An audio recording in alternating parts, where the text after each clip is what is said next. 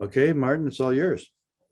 Thank you, Jonathan, again, and very grateful of you to invite us to talk, and especially about this topic. Hermes is just incredible topic, and the divine Pymander.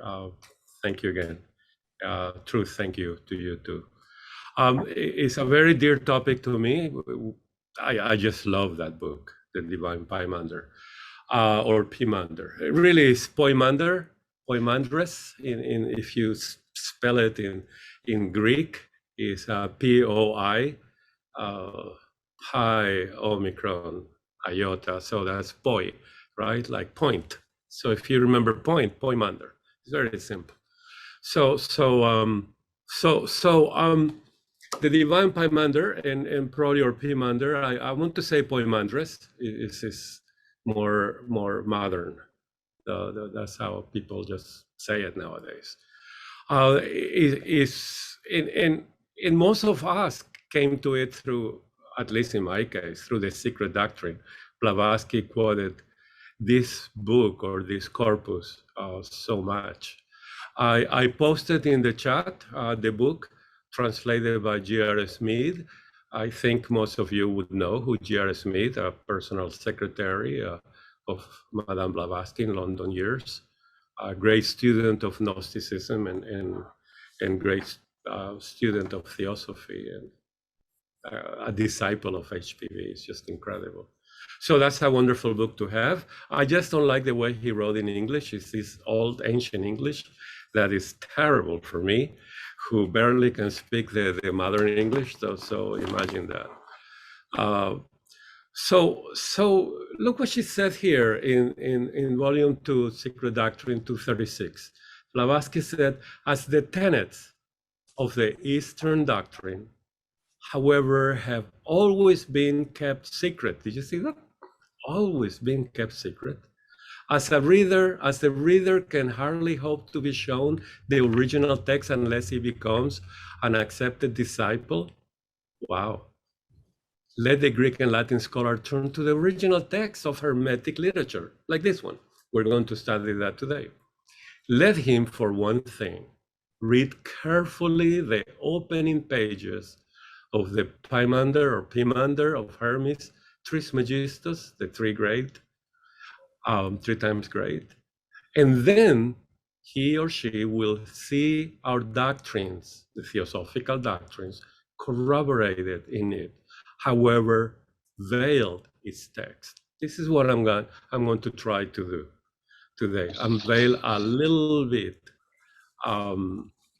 this text. So we're going to study these opening pages of the Hermes Trismegistus, and we're going to study these middle pages of Hermes and the last pages of Hermes. So we see the beauty of the text. Now, what is this text?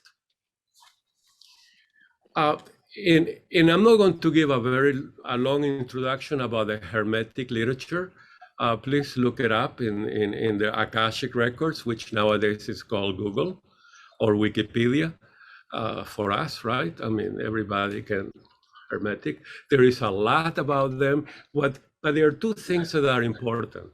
This literature was written by the Greeks who knew Egyptian, so they were probably from Alexandria, and they incorporated Christian Gnostic text, as well as Platonic text. They mixed those two. They did this. They had a great revelation of the ancient mysteries and esoteric teachings veiled in a Hermetic language. And that's what we're going to see that.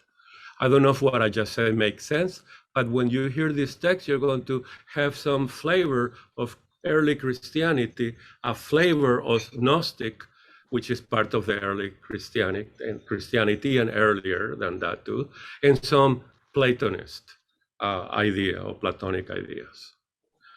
You can save any question you want, but at the end, or you can type them in the chat. I don't know if I can see the chat, but I hope to have a conversation with you about this. This is as much as I'm going to say about the Hermetic literature. Who Hermes was, well, we just don't know. It's most likely it was a title, mythical, mystical, historical figure, all those three, plus many, many more ideas on it. But what's important is what we're going to study today, the divine Pymander, and if you have the time, complete the study of the Corpus Hermeticus. Very important. Remember, this is the philosophy of alchemy, the Hermetic literature, and you know, the axiom, famous axiom, as above, so below, the axiom of the law of analogy that is used by every great master in ancient time or modern times. Blavatsky used that tool extensively in teaching theosophy, and we have to take advantage of that tool, as above, so below. And that's Hermetic literature, right? In the basis of alchemy and so on. So let's look into this text and get a feeling about it. Oh, I'm sorry. You know, I have problems with Microsoft PowerPoint. Sometimes it casts the image, so it's not me, it's Microsoft. You know, Bill Gates. Anyhow, here are the 18 texts or treatises or treatises or books that are made of, that form the Corpus Hermeticus. We're going to study the first, Pymander, the Shepherd of Men. Sometimes these two are placed in a different order. It doesn't matter. We're going to just study this. This is G.R.S. Smith. Look and see how in ancient times they wrote it, the divine Pymander, you see that, or Pymander? And these are illustrations, alchemical illustrations, showing Pymander teaching and explaining. In this case, is Fohat, right? And here's what he's trying to explain. I'm assuming that most of you are of theosophical background. Is that true, the ones who I can see, theosophical background? So I can indulge myself with theosophical ideas and like Fohat, etc., without having to explain too much about them. If you don't know them, you can ask at the end more about what you see. But in general, this teaches us what Pymander was going to reveal to Hermes. And that word revealed is very important because Blavatsky in the Secret Doctrine told us she's not a revealer, but for me, she is a revealer. Revealer was a title given to Hermes, the revealer of what Pymander said. It was given to John, remember, in Patmos Island. He revealed the things that are going to come, the revelation of Jesus Christ, or God through Jesus. And she said, no, this is not a revelation. She wanted nothing to do with that title. And that's very sweet of her. But it has all the elements of a revealer. We have masters, and we have a teaching, esoteric teaching, for instance, like Fohat. It has never been given as such to the Western world.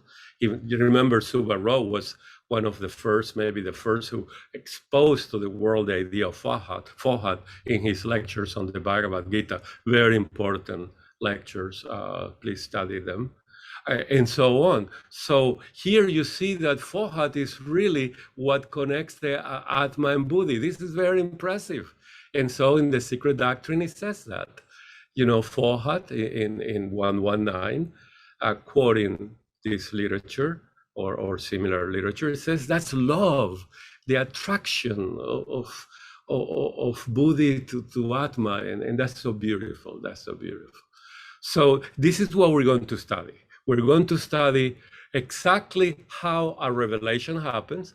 That's on the opening pages, and remember the word Parabrahman expresses an idea that is an aspect of the unknown, the absolute. The counter aspect is Mula Prakriti, and And this absolute, this essential, eternal mystery is what's behind this text and what's behind the secret doctrine. We're going to study that. In the Hermetic literature, therefore, Poimandres appears to be descending from this mystery in his vocabulary. Remember again, Parabrahman Mula Prakriti, two aspects of the absolute, of beingness, of the mystery.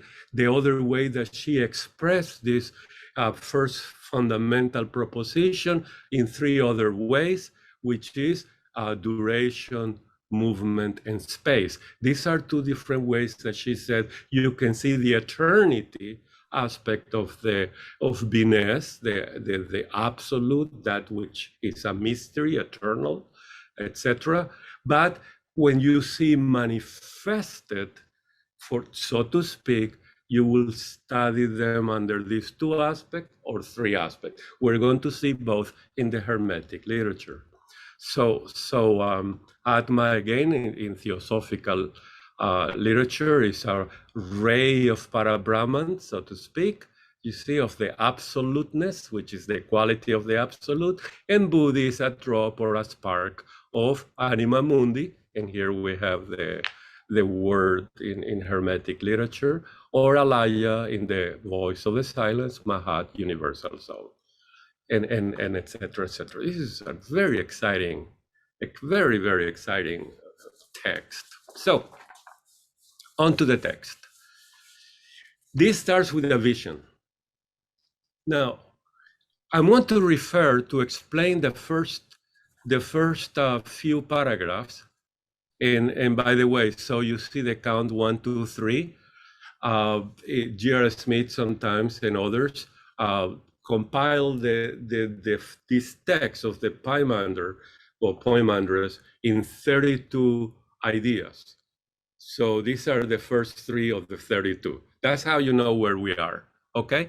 When you see 32, it's time to say goodbye, questions and answers, etc. So far, so good? You're with me? Okay, so we have in this picture, we have Hermes. You see Hermes? He's sleeping down there. You see the sleeper in this picture? That's Hermes. The fellow with a book and the globe is Poimandres. Above that, the Greek word for theos, divine, deity, the mystery of all, in cloud. You see that? There is a lot more here. We're not going to cover that. But you have theos on the top, full of light and clouds and etc. You have Poimanders with the text, Hermetic literature, wisdom, gnosis, right? And the globe, the oneness of all. And below we have Hermes, who is in a state of trance. He's sleeping, he said, or he is what in the voice of the silence is in a state of contemplation, dhyana. Very important part. Now it's depicted here as someone sleeping. So far, so good. How do we know he's Hermes? Well, we see the caduceus next to him. You see the caduceus? I'm sorry I don't have a pointer, but you can see all that. I'm describing this for you. So here we go. So, Susan, will you read these 3, please, for us? It chanced once on a time my mind was meditating on the things that are. My thought was raised to a great height, the senses of my body being held back, just as the men who are weighed down with sleep after a fill of food or from fatigue of body. Methought a being more than vast, in size beyond all bounds, called out my name and said, "What would you hear and see? And what hast thou in mind to learn and know?" And I do say, "Who art thou?" He said, "I am man shepherd, Poimandres, mind of all masterhood. I know what thou desirest, and I am with thee everywhere." And I reply, "I long to learn the things that are, and comprehend their nature, and know God." This is, I said, what I desire to hear. He answered back to me, hold in thy mind all thou wouldst know, and I will teach thee. So this is the beginning. Now, as I studied the divine Poimandres or the Poimandres, I realized that what Blavatsky said, in this text, we're going to find theosophy. She was referring it, we're going to find testimonial about the secret doctrine. But when she wrote the secret doctrine in 88, or that's when it was published, the Voice of the Silent hasn't been published. Therefore, if she would have written that, if she would continue, and you will find the Voice of the Silence in it, the teachings of the Voice of the Silence. So I want to refer to both texts, the Secret Doctrine and the Voice of the Silence, to link, theosophically speaking, in our world of the divine wisdom, and divine is theos, of course. Every time you read the word God, it's a translation from theos, theosophia, that J.R. Smith used. So in this text.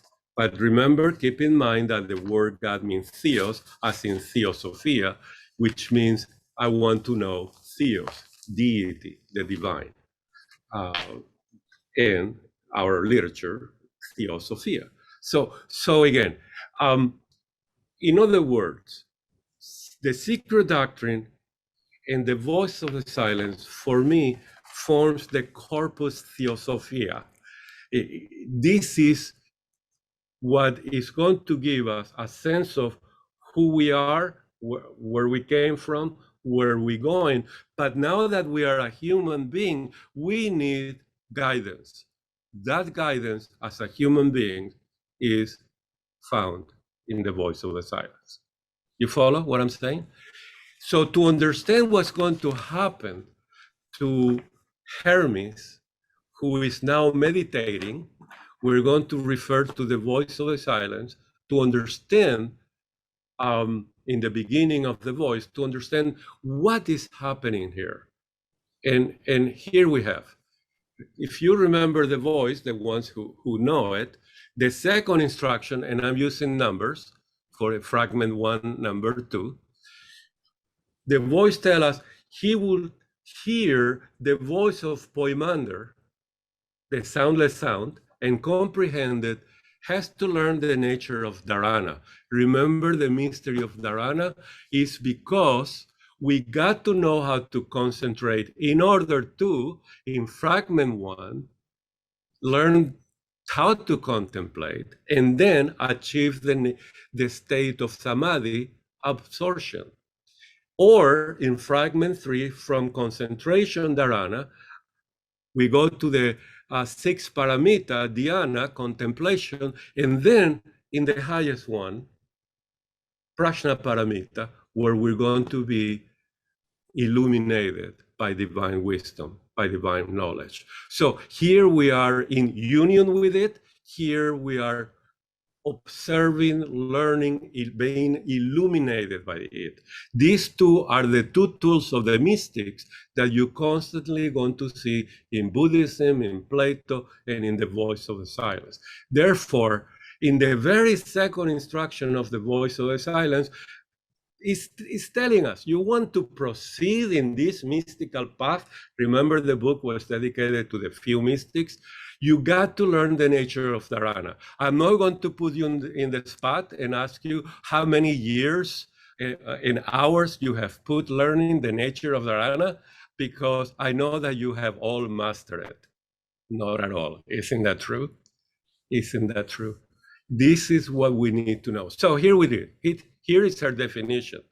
It's the intense and perfect concentration of the mind upon some one interior object, accompanied by complete abstraction from everything pertaining to the external universe of the world of the senses.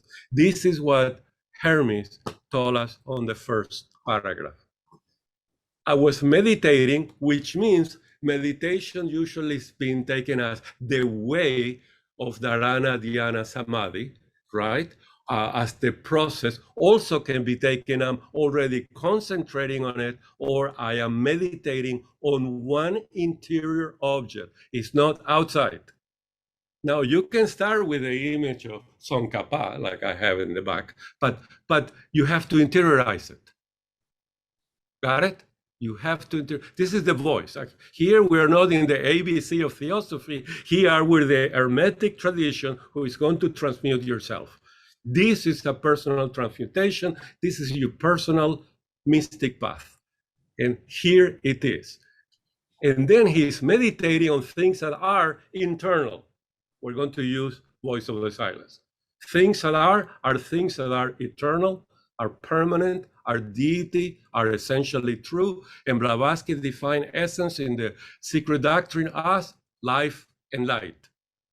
Life and light, capitalized in singular, sorry. So my thought was raised to a great height. This is spatial, right? Great height, up there. So when we go higher, we're dealing with higher things, right? In time, we will say older, but in space, remember duration, space, movement, three aspects of beingness. The other two ways is spirit and matter, Parabrahma, Mula, Prakriti. But you have to find a way to give number, form, and ideas to what is important, archetypical ideas. And for that, we use Plato, of course, the Parmenides here. So here we go. My thought was raised to a great height, higher, that's why we use higher manas, lower manas, the same idea. Oeahu, the older, Oeahu, the younger, etc., etc. My senses, the senses of my body being held back. Pratyahara. Before you have to go into Dharana, you got to know the nature of controlling your five senses, right? And if you have some cities, more senses than five. So here is what we got to do. And it's because people may not know what he's saying. This is like when we eat Italian food, right? This is fatigue, body, whatever we eat. So we slow down. We slow down the body. Yes, very good. That's why I have my wife here. You see that? So you got it. This is the first key from the voice of the silent. What is the nature of that vision? For us in the path, for us in the road to the path, remember that's 69 in the voice of the silence, number 69, we all are on a road to the path. And in that road, we need to learn the nature of Dharana. And please devote a lot of your time to know how to think, how to concentrate, so we can flow into contemplation and then flow into absorption, union, or getting illuminated by prajna paramita. So you have those two ways. So here we go. Then we have, sorry, I'm telling you I'm having problems with this. So here we go. Will you read this? This is from the voice. Before the soul can see, the harmony within must be attained, and fleshly eyes be rendered blind to all illusion. Before the soul can hear, the image, man, has to become as deaf to roarings as to whispers, to cries of bellowing elephants as to the silvery buzzing of the golden firefly. Before the soul can comprehend and may remember, she must unto the silent speaker be united, just as the form to which the clay is modeled is first united with the potter's mind. For then the soul will hear and will remember, and then to the inner ear will speak the voice of the silence. Thank you. So the key words here are see, harmony, hear, comprehend, remember, the silent speaker, Pymander or Pymanderess, right? And then at the end, you get the cities, the higher cities. We know in number one that the lower cities are a pain in the neck, they're distractions, right? But then you have to gain higher cities. And in the voice of the silence, they start with the word soul, deva hearing, deva listening, deva seeing, deva comprehension, etc., or divine, and so on. These are the ones that we need to evoke. We need to learn how to. Now, this vocabulary is being used in Hermes. Remember that. Learn how to see, to hear, comprehend, remember, right? And then the harmony within must be attained. Before all that, the word harmony will play a big role. As in below, we need to be harmonious. The universe is in harmony, and that harmony is going to be expressed in this vision. And we're going to see that. It's very beautiful what's going to happen. So going back to the first to the first lines of Hermes, he says, Hermes is telling the story. He saw a being very vast. Now very vast. Now he's in a state of contemplating, remember, something that exists, is eternal, things that are. He sees a being very vast, beyond all bounds. See that? And he called my name. He knew me. And what he said is exactly what the voice of the silence is telling us. You remember that? What will you hear and see? What you have in your mind that you want to learn and to know? Isn't this the voice of the silence in reverse? Now the voice is telling us, this is what we need to do. What's in your mind? What is in your soul? In what state of mind you are? And what are the important things now that you are at the door of the path, from the road to the path? Here we go. And what Hermes said to Pymander of Poimandres, he says, who are you? Isn't that the best question that we all have when we have a great vision? Who are you? This is the first thing. We want to see, your ID, where you come from, driver's license, something. Who are you? Is that the first question you would ask? Well, this is what Hermes did. Let's not question him. But who are you? And then comes the revelation. I am that who guides all people like a shepherd. My name is Poimandres, the shepherd of men. I am the mind of all things. I know what you desire because I am your higher self. And being your higher self, I'm being bombarded daily with everything that you want, from your lower, from your mind, and from your heart, from everything, from everywhere inside you. I am with you everywhere. I am your higher self. I am yourself. And you're making me your lower self. This is wrong. And we're going to purify that. He's saying all that to him. And then he said, therefore, I long to learn the things that are. Isn't that beautiful? After having a mystical experience, the most beautiful thing that a person can say, I want to learn the things that are. But remember, he's already meditating on them. My mind was meditating on the things that are, remember, number one, but now he wants to learn about them. We all have this experience, maybe daily, of contemplating realities, but we don't recognize them. Only when they are beautiful, that captures our inner eye, and we say, what a beautiful cloud, what a beautiful animal, flower, person, idea, etc. And our soul gravitates towards that magnetically, but we don't stop and we don't think about this. He's now have a great chance in this opening of the universe, which is walking in this Antakarana, the inner road to the path. He got in touch with something so high, so holy.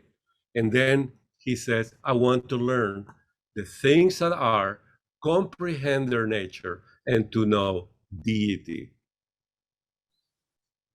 This I said what I desire to hear. And what Pymander says, hold in your mind. Remember what you said. Remember, the word remember is in the voice of the silence. You're going to comprehend this. I will teach you. Isn't that beautiful? I hope you're enjoying this. Susan, will you read this? Even with these words, his aspect changed, and straightway, in the twinkling of an eye, all things were open to me, and I see a vision limitless. All things turned into light, sweet, joyous light, and I became transported as I gazed. But in a little while, darkness came settling down on part of it, awesome and gloomy, coiling in sinuous folds, so that methought it like unto a snake. And then the darkness changed into some sort of moist nature, tossed about beyond all power of words, belching out smoke as from a fire, and groaning forth a wailing sound that beggars all description. And after that, an outcry inarticulate came forth from it, as though it were a voice of fire.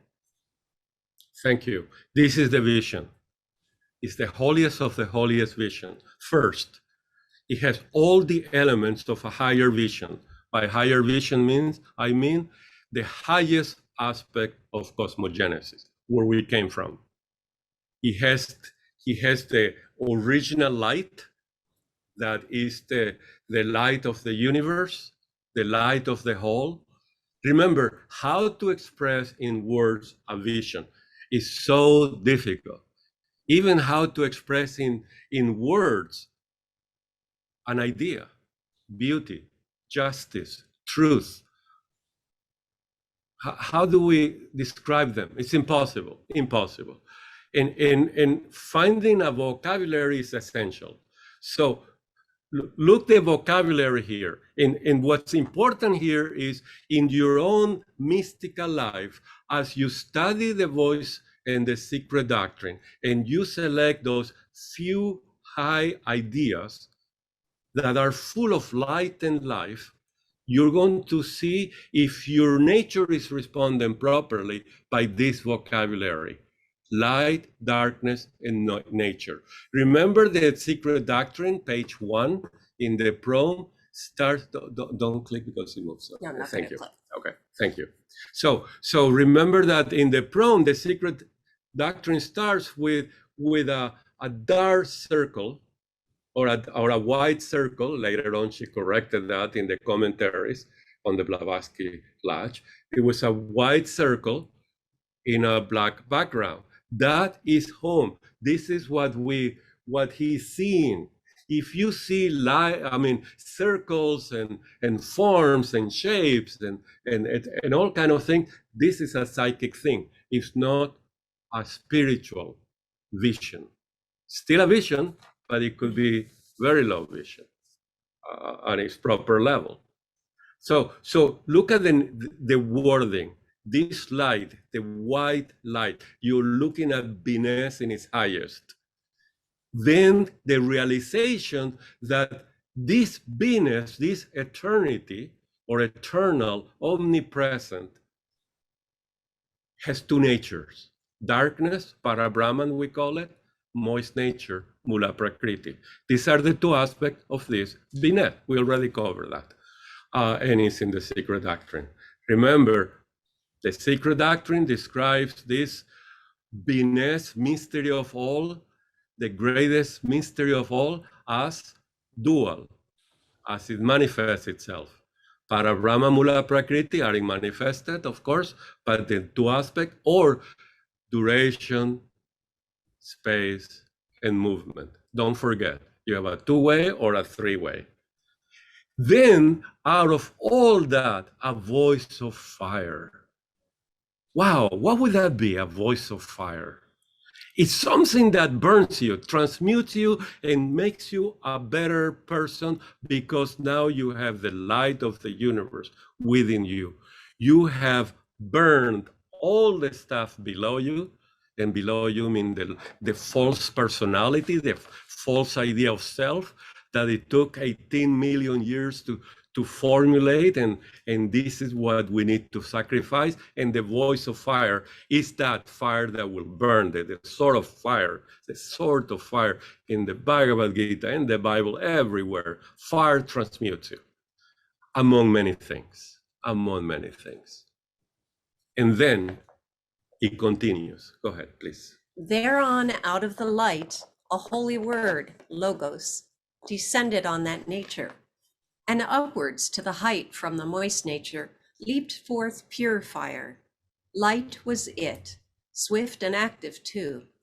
The air, too, being light, followed after the fire, from out of the earth and water, rising up to fire, so that it seemed to hang therefrom. But earth and water stayed so mingled with each other that earth from water no one could discern. Yet they were moved to hear by reason of the spirit word, logos, pervading them. Then saith to me, man shepherd, didst understand this vision, what it means? Nay, that shall I know, said I. That light, he said, am I, thy God, mind, prior to moist nature, which appeared from darkness. The light word, logos, that appeared from mind is Son of God. What then, say I? Know that what sees in thee and hears is the Lord's word, logos. But mind is Father God. Not separate are they, the one from other. Just in their union, rather, it is life consists. Thanks be to thee, I said. So, understand the light, he answered, and make friends with it. Thank you. This is pure revelation. The beauty for a student of theosophy is we have studied this in the Secret Doctrine extensively. The way to study this and to contemplate is in the voice of the silence. But in the ideas are explained in the Secret Doctrine. So far, so good. And therefore, if we look at the words light, life, you see those on 5 and on 6. It is life consists. Just in their union, it is life consists. In light, out of the light. Remember what Blavatsky said in the Secret Doctrine. Essence that is eternal is light and life. When you can look at it with a loop. It's a very special loop. You might not have that loop, but I have it on my desk. You know, you look, life and light. So everything, the axiom number 1 in the Secret Doctrine is everything is eternal, omnipresent, immortal, uncreated, but expresses itself in a periodical way. To be periodical, it needs this duality. And this is what from now on is coming. Out of life and light will come the elements, and the structure of the universe will show up. So here the hierarchy is, now we have, remember, light, we had darkness, but now we have a second light. Now this is the light of the Logos. And the pre-cosmic matter, Mula Prakriti, has turned to us in the stanzas of Sian as Swabhavat. Now it's a little, we are now in manifestation, even though Swabhavat still very, very pre-manifesting.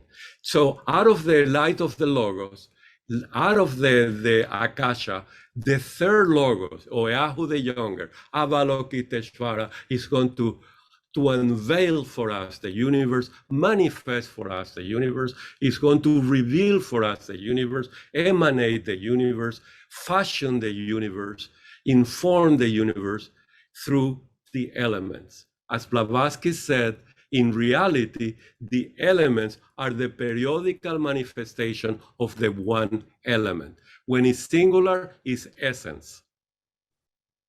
Okay, one element, eternal, uncreated, omnipresent, All those attributes of the first fundamental proposition are with everything in singular, life, uncreated, and this, and that, but there are 7 lights. Life, uncreated, eternal, omnipresent, but there are 7 lives, so to speak, 7 ways of life, and so on. So remember that now the vision is taking us that there is a word, the logos, that is now going to establish the universe. Now, here is the key that he asked.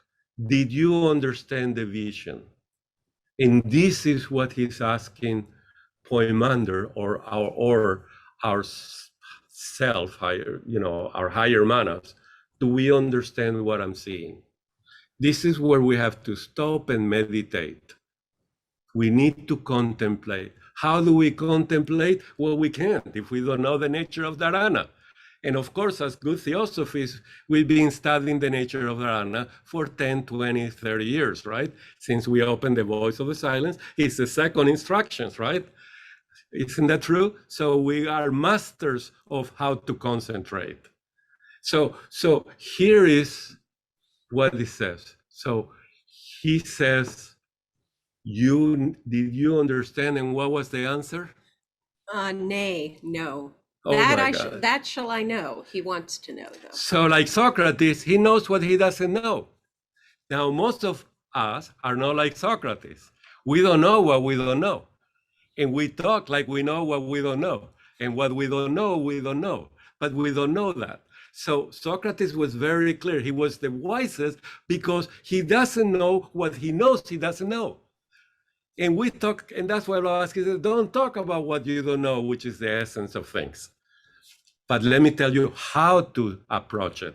And the whole secret doctrine is how to approach the greatest of all mysteries, which is the absolute beingness. And the whole secret doctrine is to give us that mystery in a way to understand. And here comes to understand. So at the end, Pymander in 6 says, understand the light, make friend with it. Do you see what that means? Make friend with it? First, don't be afraid of the clear light. Second, meditate on it. Contemplate the light of the Logos. Nothing better than Plato or the lectures of the Bhagavad Gita to understand the light of the Logos. Will you read? And speaking thus, he gazed for long into my eyes, so that I trembled at the look of him.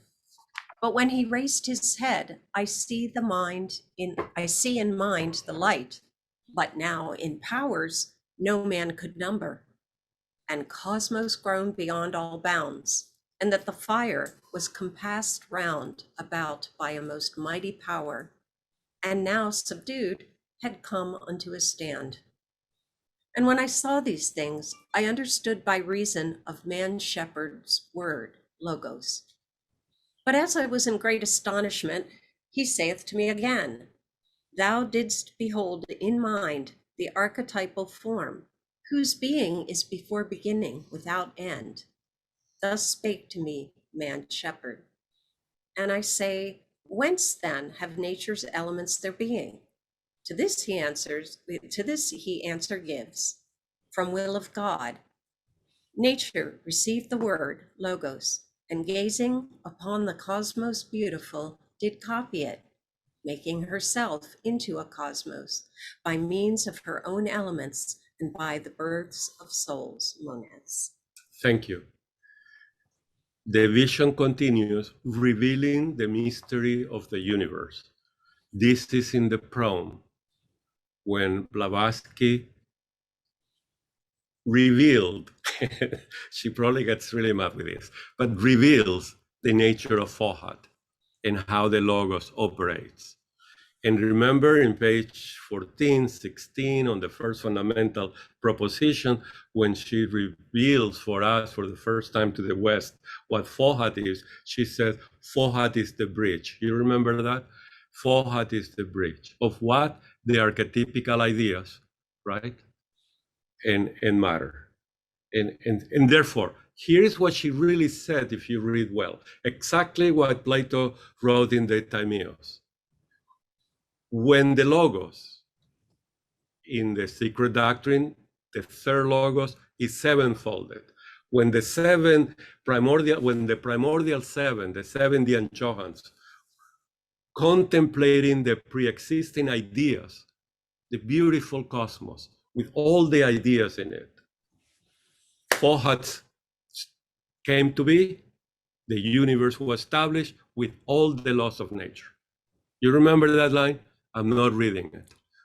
This is not a quote, but that's what's happened. So just remember, imagine you are the Anchohan, you're contemplating a beautiful idea, perfect idea, pre-existent throughout the ages. And all of a sudden, Fohat comes into being. Why? Positive and negative, masculine and negative in the universe come into being. Fohat comes out, the light of the Logos comes out, and you establish the multiplicity of the universe, 7 planes with all the laws. What is the idea of the law? One of the greatest laws is the laws of an analogy. With the law and analogy, you're going to get powers, you're going to get light, you're going to understand the above and the below. You're going to see the beautiful things above and then see them below, because you're contemplating with their inner eyes, and now you can see them with your physical eyes. You understand them, the numbers, the geometry, the function, the energies, the power, all that is with you. This is what we call enlightenment. This is what Samadhi and Prajna is giving you. Fragment 1, fragment 3. Without that, you are only intellectualizing, repeating something very beautiful, but because it's very beautiful, the words itself are very powerful. But you're not doing a mystical transformation. You are not doing Dharana, Dhyana, Samadhi, Dharana, Dhyana, Prajna. You got to move, if you want to, if this is in your thing, to move from studying to doing it. And then the nature of the beautiful cosmos, the nature of the Platonic archetypical ideas. Plato defines it as the most beautiful, the most brilliant light of being. Brilliant light of being. When you contemplate the real thing that you are meditating on, you don't see things, you see a brilliant light that will give you this power, this energy, will tie you to the Anchohan. You will see the laws behind it. You will see the numbers, the forms. It's just incredible. At the end, in 8, these logos made a cosmos, copy of the archetype, right? By way of the elements and by the birth of the souls, monads. So remember Blavatsky in one moment, she said in the secret doctrine, well, I built a universe for you. We need now to populate it.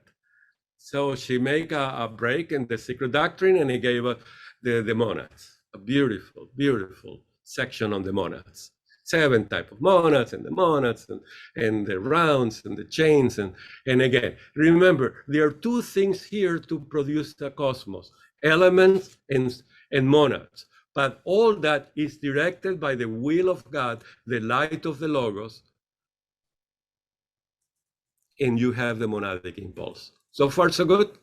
Are you with me? Okay, Susan is saying I have 5 more minutes. And that's good because we have 32 things to go. Now, so but I just want you to see how the link is with our literature, with our tradition. We're students of the divine wisdom, right? It doesn't make too much sense to read you all this and then what? What happens? You know, nothing happens because their inner motivation is not there. So 9, 10, 11, please. And the God mind, being male and female both, as light and life subsisting, brought forth another mind to give things form, who, God as he was of fire and spirit, formed 7 rulers, who enclose the cosmos that the sense perceives. Men call their ruling fate. Straightway, from out the downward elements, God's reason, Logos, leaped up to nature's pure formation and was at one with the formative mind, for it was coessential with it. And nature's downward elements were thus left reasonless, so as to be pure matter. Then the formative mind, at one with the reason logos, he who surrounds the spheres and spins them with his whirl, Fohat running circular errands, set turning his formations, and let them turn from a beginningless boundless unto an endless end. For that the circulation of these spheres begins where it doth end, as mind doth will. And from the downward elements nature brought forth lives reasonless, for he did not extend the reason logos to them. The air brought forth things winged, the water things that swim, and earth and water, one from another parted, as mind willed, and from her bosom earth produced what lives she had, four-footed things and reptiles, beasts wild and tame. So here we have the end of cosmogenesis aspect, the beginning of anthropogenesis or the planet Earth. And key elements here, remember light and life is extremely important. Male, being both male and female, Blavatsky explained that, the idea of Brahman, Brahma, and Brahma. Remember that in the poem? Brahman, Brahma, and Brahman.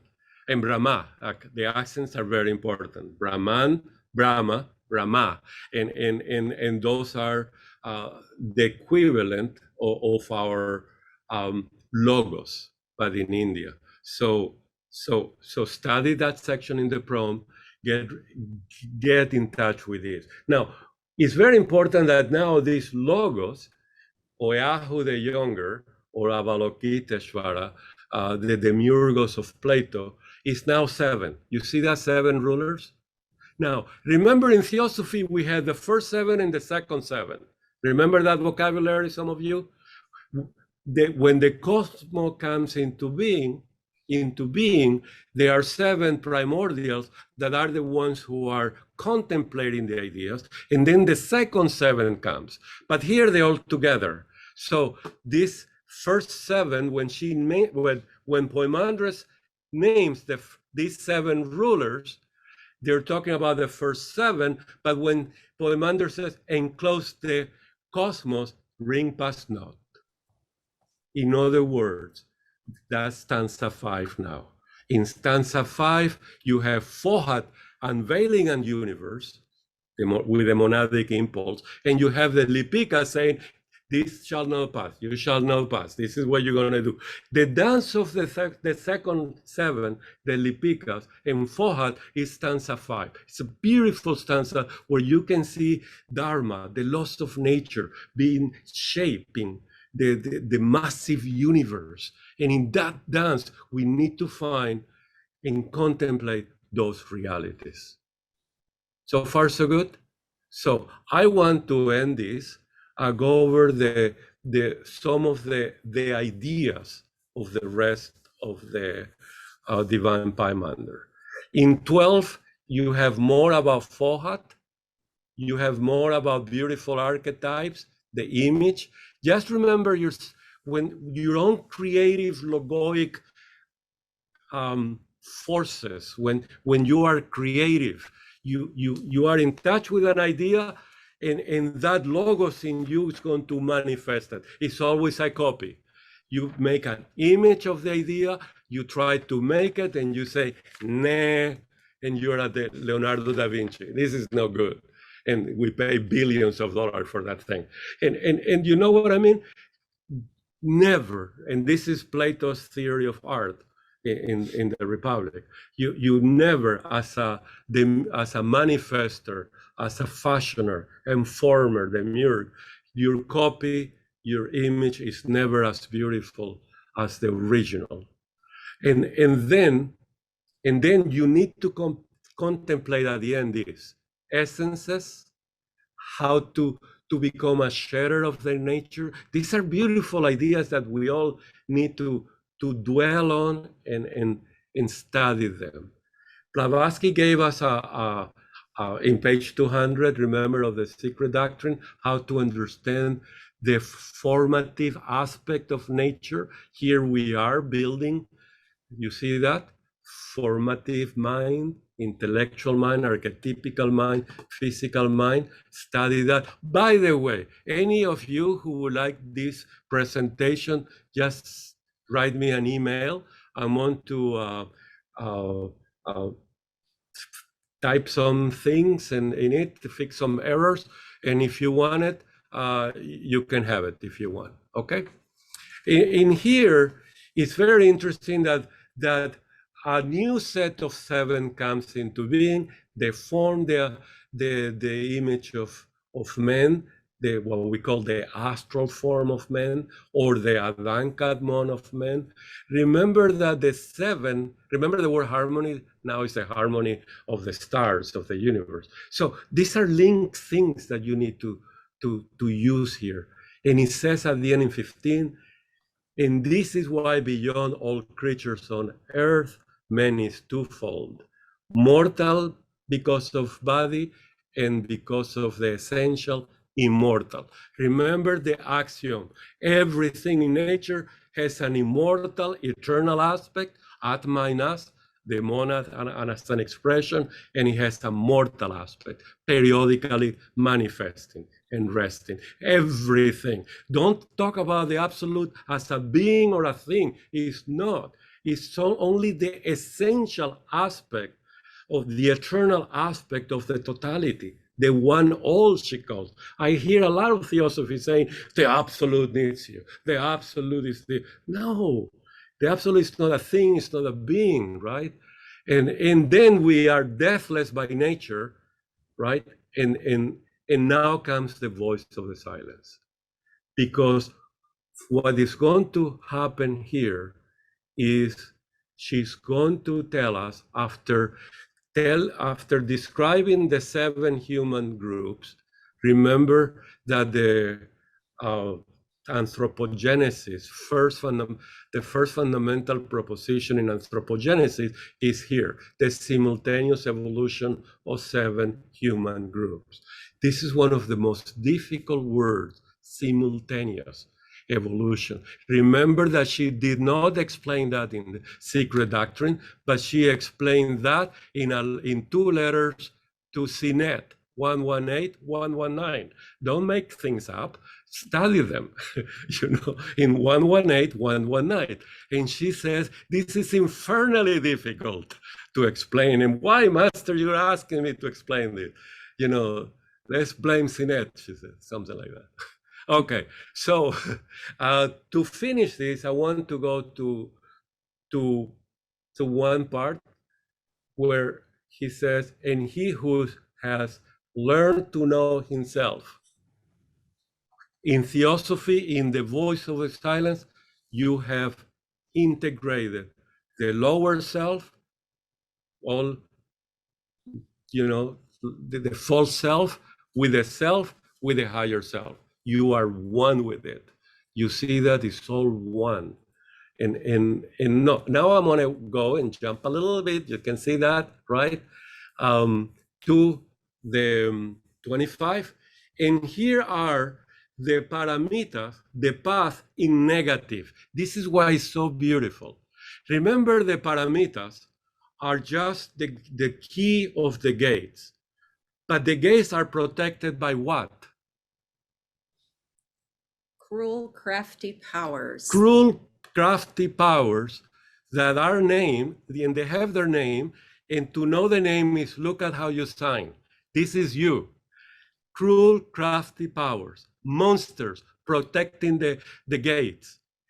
Here, in the beautiful thing about the Hermes is he's going to tell us what he understood. What are those crafty powers? You see that? Blavatsky mentions them. When we study the paramitas, we only concentrate on the virtues. We all know them. We have them in Google. That's what most people do. What's charity? Let me look. Oh, charity, love, immortality. Oh, yeah, I am that. No. That's not what she said in the voice. In the voice, she said, these are the monsters you're going to encounter.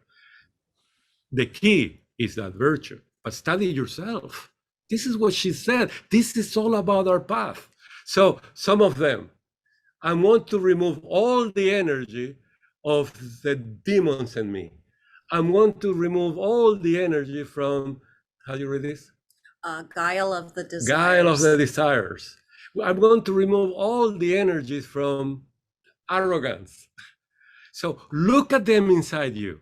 And if you do that, you go to the 8th zone, which is to cross like the Shrotapati, the river of not coming back. So far, so good. And then at the very end, he is going to ask Hermes, why people fail?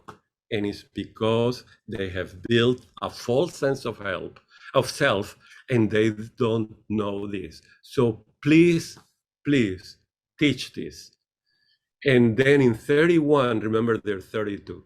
In 31, Hermes, now total surrendering himself to the higher self, to Pymander, gave these 9 blessings. Holy are Theos. Remember, this is Theos. Holy are you, my higher self, so to speak. It's the recognition of the powers, of the shine, of the logos, the creative logos, and etc., etc.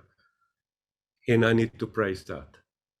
And then he says, will you read these 2 lines? Accept my reason's offerings pure, from soul and heart, for I stretched up to thee, O thou unutterable, unspeakable, whose name not but the silence can express. And for this, Blavatsky wrote in The Secret Doctrine this beautiful paragraph, very mystical. Please, will you read? Karana, the eternal, ever-acting cause, the ever unknowable and incognizable Karana alone, the causeless cause of all causes, should have its shrine and altar on the holy and ever untrodden ground of our heart, invisible, intangible, unmentioned, save through the still small voice of our spiritual consciousness. Those who worship before it ought to do so in the silence and the sanctified solitude of their souls, making their spirit the sole mediator between them and the universal spirit, their good actions the only priests, and their sinful intentions the only visible and objective sacrificial victims to the presence. You see that Hermetic attitude? 2 things I left, and very important, the 2 paths in the voice of the silence. In one moment earlier than this, Hermes asked, how do I attain immortality? This is such a pain to live here among humans and with me. It's such a pain. And he said, if you do this, you come to me. You see that? To the light, and be one with the light. This is from Dharana, Dhyana, Samadhi, Moksha, or Nirvana. You are a Nirvani. You're done. But now he recognized the need to help others. And here comes the second path. Remember, this is like the allegory of the cave, book 7 of the Republic. You have someone going out of the cave, and now you have a choice to stay illuminated under the sunlight, which is illumination, nirvana, moksha, right? In heaven forever, or come back to the cave and help everybody. Here, same thing. Will you read 32? Give ear to me, who pray that I may never of gnosis fail, gnosis, which is our common being's nature, and fill me with thy power and with this grace of thine, that I may give the light to those in ignorance of the race, my brethren, and thy sons. For this cause I believe, and I bear witness. I go to life and light. Blessed art thou, O Father. Thy man would wholly be as thou art holy, even as thou gave him thy full authority to be. Thank you. In other words, when you hear any of these words, if you are prepared, they will trigger in your heart power, grace, light, Isn't that true?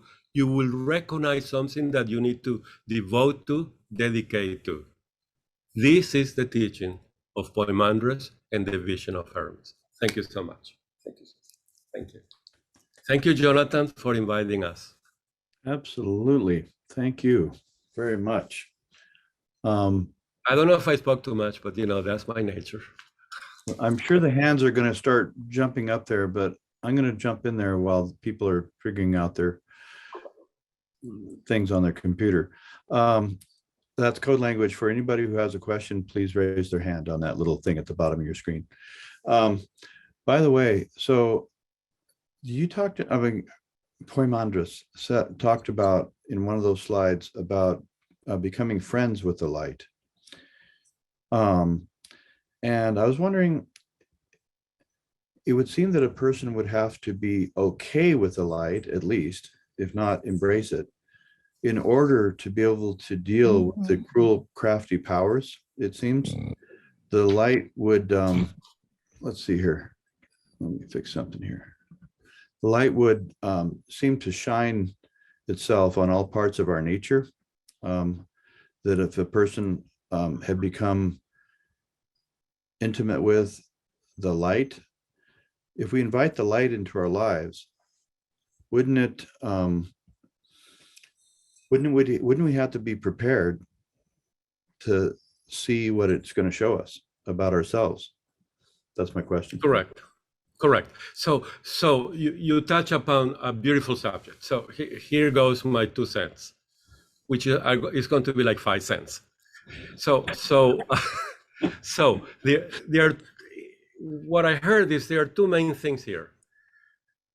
One is, does it happen instantaneously or there is progress? How do you call that? Sudden or gradual? Sudden or gradual in Buddhism, right? How do you explain the enlightenment of Buddha or Socrates, of Plato, or whoever, Jesus? It was a sudden or through many lives. So once we understand that we are creative, that we have the logos within, and there is a light beyond the false light that we created with the false self. Remember, it's the light of the self. And remember, in the Key to Theosophy, Blavatsky gave us the clue to understand how our mind works. It's radiant. The light of the mind in that section 6, and I know it because we're studying that now in our group. So the light of mind, if it gravitates toward Buddhi, that's the light we need to befriend. But when the mind shines towards our desires and creates a false light, a false personality, the light of the fires in the cave of Plato, that's the light we need to extinguish slowly, because we don't want in a depression. Extinguish the only thing we know and not having the other light. So we have to go slowly. But is it really slowly? How much we have done in previous life? So yes, all that is true. The end of that is know thyself. You got to study this. You got to understand the archetypical ideas. You need to contemplate them. And the light of the Logos is what binds everything through life. Light and life is the essence. So it's a beautiful topic. And by the way, this is something that each of us has to do it alone, like the voice is telling us. Because the way you find it, Jonathan, is your own way because of your own karma, your past, your present personality, skandhas, and etc. If I give you everything I do, you will say, nah, that's not me, that's not true. So this is why we study divine books, to trigger something in our life. So I don't know if I answer it, but yes, this is what we need to do. Yes. Yeah. This idea of sudden and gradual in the light, it seems to me that there has to be a foundation for movement and contemplation.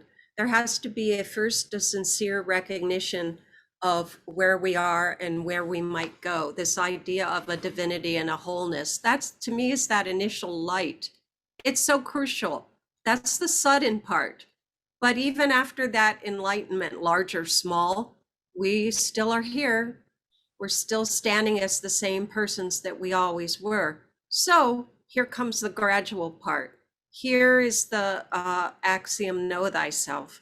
Here is where we make friends with the light.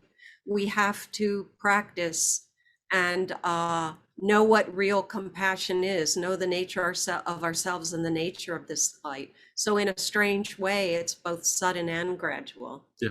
So which is encapsulated to me in know thyself. Mm-hmm. Thanks. And That's it's my 2 cents. And it's a Added to this beautiful 2 cents. topic, right? To share in a group and to share how we all doing it, to learn tools and ways and means of how we accomplish that, and how to recognize the false light, the false self. That's extremely important, which most of the time talks like me now. Okay. Thank you, Jonathan. Anybody else? Anybody figured out how to do their little hand thing at the bottom? You go down to the bottom and you do what? Raise hand. And oh, here we go. Okay, I'll go ahead, Truth. Oh, all right. I think it's very important when it says to not to set a soiled foot upon the ladder's lower rung, because it's very clear that purification is necessary before one starts to climb this ladder. Sorry. Yeah, because we would like to. I know Theosophists say, "Oh, how wonderful! You're a Theosophist. You're going to astral travel."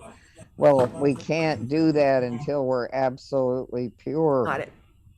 Otherwise, we're not going to get back to our body in any good state, or we're going to make a horrible mess out of it. So, Which we do, anyways, Yes, because yes. we're here, right? We have a personality, we already have a false sense of self, and that's our work. That's our work. mhm. Judy, that's a great idea. That's a great point. It's a great insight. Yes. That's So we need to work we have on that. sacrificed the above for our false personality all the time. Yes. Sorry, what did you have? I'm sorry, what else, Judy? Well, that is the main point, is to do this gradually, even though we may have a sudden, we all have these little kensho, as the Buddhists say, these sudden experiences to really, go into the light. We need to be of that light. To be worthy to stand in the presence of the masters, we have to have a co-nature. They're not going to come see us. Right. And yet, the second instruction in the Voice of Silence is learn the nature of Dharana. That's not by studying it. That's by actually sitting and concentrating on an internal idea, a brilliant idea, right? And do the practice. So there is something that we need to do. Just in the second line of the voice. Thank you. Thank you. Ken and then Anthony. Ken and Anthony. Ken, I see your hand. Yes, hello there. Martin, thank you for this wonderful presentation. Thinking a lot about the volume 1 of Secret Doctrine, that page 200, with the graph comparing the globes and different archetypal levels and the Kabbalah. You talked about two lights, so 2 forms of 7 and 2 different lights, an initial light and a second light. In the Kabbalistic system, which I had studied back in the 1980s a lot, is Kether, that first Sephiroth, more like the first light or the second light, or both of them together? Okay, so we're going to count lights, huh, Ken? Okay, so let's count light. We're going to count them, remember, not sequentially, because they all at the same time, right? The first 7 came out at the same time, so to speak, but we're going to count them spatially, right? The highest light is darkness, because it's eternal. It's the eternal, so it's Ein Sof, Ein. Then comes Ein Sof, then Ein Sof Or, the light of all that. Then comes the 10 lights, right? The vessels that are illuminated. But there is a path on the vessels that are remember the letters, right? 22 paths. So there are a lot of lights in Kabbalah, which is very beautiful. But so in Theosophy, because we incorporated Kabbalah in us. So in the Hermes text, they are concentrating in 2 lights, But every time, which is the highest light, the darkness, the next light. So if you start counting, you have the darkness above is not mentioned. The first light, the first logos is mentioned. Then the universe in Pralaya is mentioned. Light is dark. And then the next light is the light of the third logos, that is the creative logos. This is Oahu the Younger. So when you count lights, look at the vocabulary and tie it with the proem. So illustrate the proem in your own way. Have your book, like Carl Jung, have your own red book, black book, blue book, whatever book you want. Do your own illustrations and tie what you're studying. And count.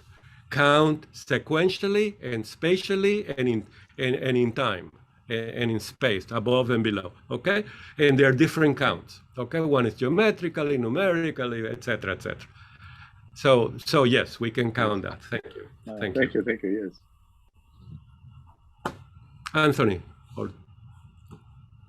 I just wanted to thank you and Susan for this comprehensive and wonderfully, and I'm going to use that word, overwhelming, in a wonderful way.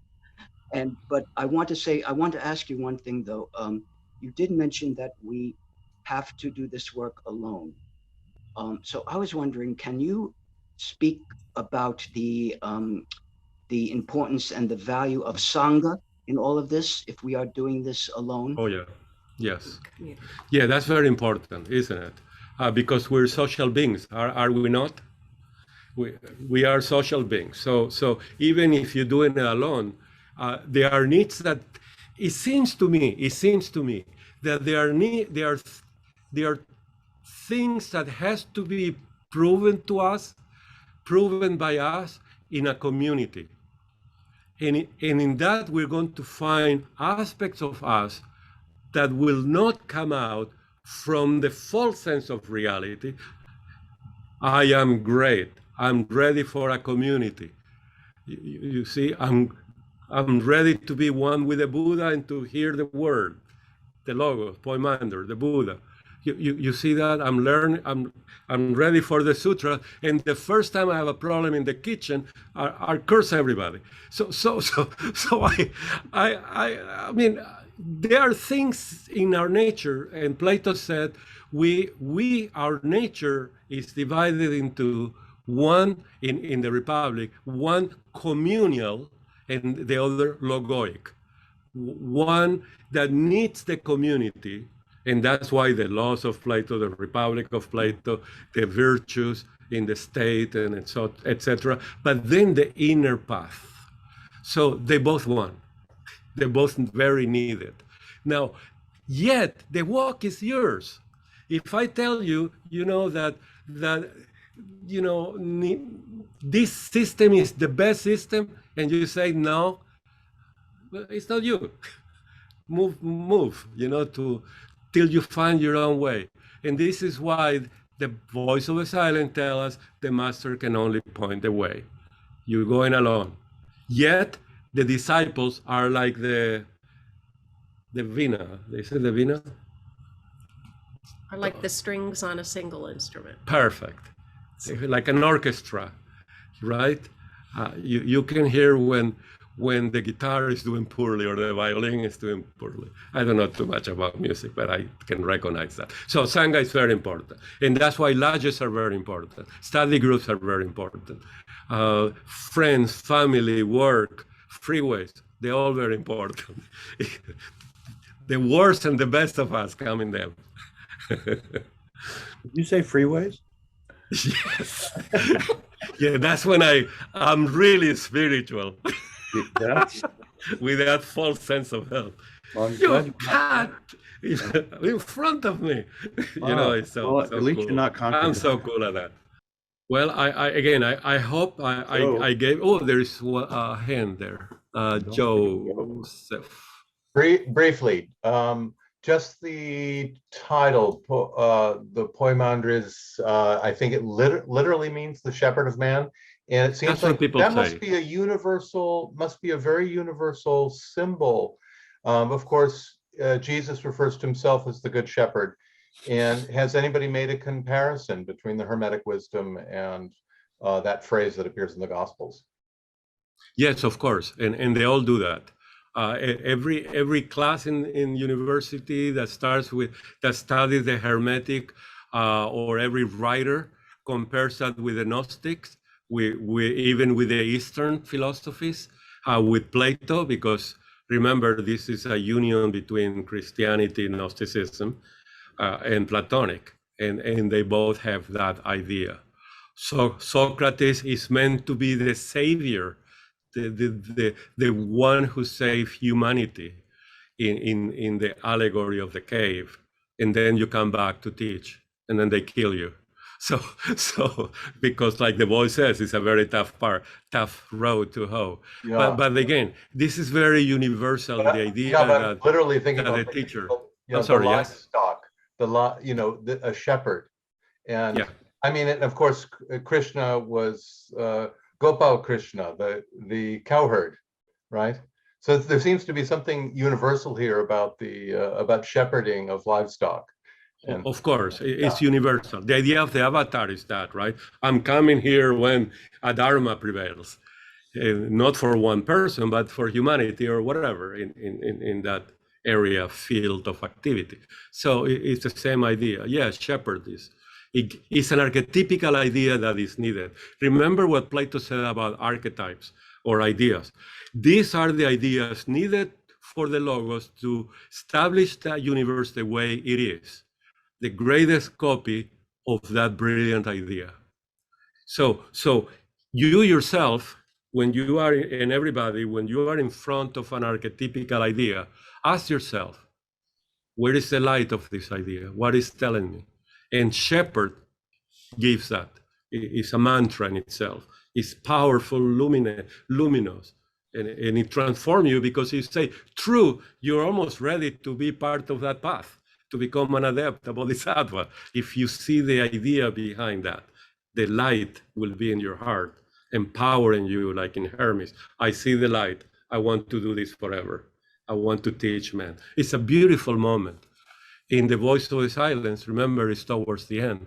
The choice of becoming an adept, a bodhisattva, is at the very end. It's the last thing that the voice of the silence talks. It says, choose. I think it's in 300. Choose. Now you are enlightened. Now you know what prajna paramita is. You have the wisdom of the ages. Choose your way. One with it or come back. And it's a very hard coming back to the cave.